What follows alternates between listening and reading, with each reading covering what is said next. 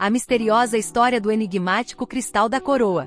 De Luís XIV aos irmãos Cartier. Por muitos anos, todos que possuem a rara joia sofrem com os mais terríveis infortúnios, levando a acreditar que a relíquia tenha poderes sobrenaturais. A origem deste diamante é cercada de mistérios, mas a versão mais conhecida é a do historiador Richard Curing, que acredita que o valioso objeto foi adquirido em 1666, pelo comerciante francês Jean-Baptiste Tavernier, que o levou para Paris. Este diamante azul também é relacionado à lenda que foi utilizado para decorar os olhos da estátua da deusa Cita, que remete a boa fortuna, prosperidade, sucesso e felicidade, admirada e adorada por todos os mineiros da região de Kolur, perto do rio Krishna, na Índia. A lenda conta que após o roubo da joia na Índia, os nativos colocaram uma espécie de maldição em todos aqueles que possuíssem a pedra na sequência. Oriunda da mina de Kolur, no distrito de Guntur, em Andhra Pradesh, a relíquia foi comercializada em meio a outras pedras para o então Luís XIV, o eterno Rei Sol da França.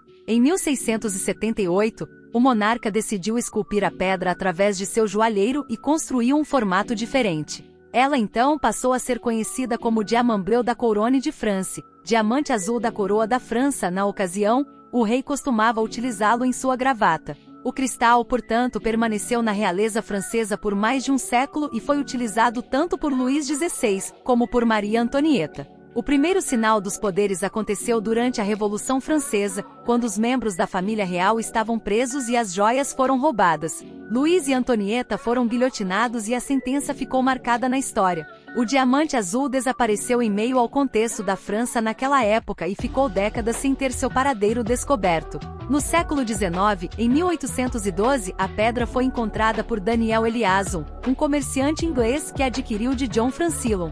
Por outro lado, Francillon morreu na prisão, enquanto Eliasson tirou a própria vida. Antes disso, vendeu o valioso objeto para uma figura real, George IV, do Reino Unido. Contudo, o rei morreu afundado em dívidas e teve boa parte de seus bens vendidos. Entre eles estava a misteriosa joia, que passou para as mãos do colecionador Henry Philip Hope. A família Hope colecionava terras, obras de arte, castelos e predarias milionárias. Além disso, influenciava o governo e tinha muito poder na Inglaterra e no exterior, porém também perderam posses. Com o passar dos anos, o objeto ficou em posse de Lord Francis Hope, que também teve um fim trágico. Ele se endividou e teve que vender tudo, inclusive a peça. Em 1894, Mayore se casou com Lord Francis Hope e tornou-se proprietária do diamante Hope. Depois da separação do casal, May viu a construção de um seriado estadunidense em 1921, intitulado The Romance of the Hope Diamond.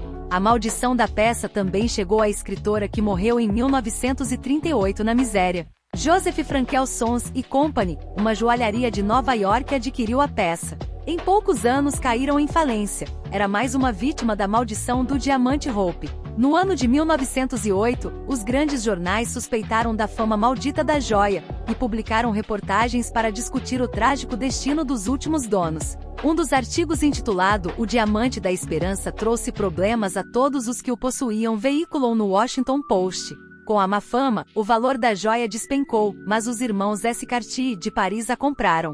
Ambos se venderam por uma quantia milionária, misturando a origem verdadeira com elementos fantásticos para fazer com que o rico casal Evalin e Ned James Selin adquirisse o artefato. Em 1910, depois de 9 anos ostentando o diamante, a família sofreu um duro golpe. O filho, 10 anos, morreu atropelado por um carro em Washington, D.C. O ocorrido ganhou destaque na mídia. Nos anos seguintes, Evalin enlouqueceu e Ned perdeu grande parte de sua fortuna. Precisaram penhorar a pedra para que pudessem arrecadar algum dinheiro. O casal expôs o diamante para quem quisesse segurá-lo. Até que a filha deles, Evie, cometeu suicídio. Sem capacidade para lidar com mais uma perda, Evalin morreu logo depois. O diamante foi vendido para Harry Winston.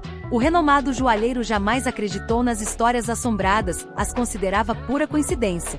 George Switzer, mineralogista do Instituto Smithsonian, foi quem convenceu Winston a doar a pedra para o Museu de História Nacional.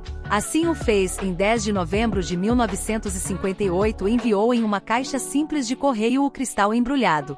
Desde então, permanece em um vidro fechado no Museu de História Natural do Instituto Smithsonian, nos Estados Unidos. Ao que parece, a maldição pode ter chegado ao fim. Já que Winston morreu 2 décadas depois de ataque cardíaco, a instituição recebe milhares de visitantes curiosos para ver de perto a pedraria, que hoje vale 350 milhões de dólares, como explica o curador Jeff Post. Desde a chegada do diamante Hope, a coleção nacional de gemas tem crescido constantemente em tamanho e estatura, e hoje é considerada por muitos como a melhor exibição pública de gemas do mundo.